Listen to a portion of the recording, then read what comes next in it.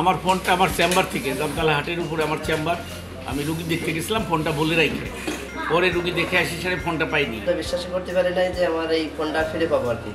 ঠিক আছে, তো থানায় জিডি করছিলাম, তো ফোনটা 2 মাস পরে আমার আবার ফোন দিয়েছে যে আপনার ফোন উদ্ধার করছি আমরা, আপনার ফোনটা রাজবাড়ী পুলিশ সুপার থেকে এসে নিয়ে যায়।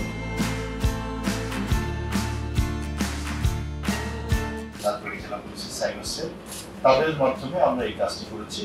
এখানে আপনারা দেখতে পাচ্ছেন যে 35টি মোবাইল আছে। আপনার মোবাইল হারিয়ে গেলে থানায় আইনগত যে ব্যবস্থাটি আছে সেটি নেওয়ার জন্য আপনি সংশ্লিষ্ট থানায় যাবেন, এটা জিডি করবেন এবং আমাদেরকে এইটা যদি অবহিত করেন আমরা নিশ্চয়ই আপনার এই ধরনের বিষয়গুলিতে ভীষণভাবে সহযোগিতা করব।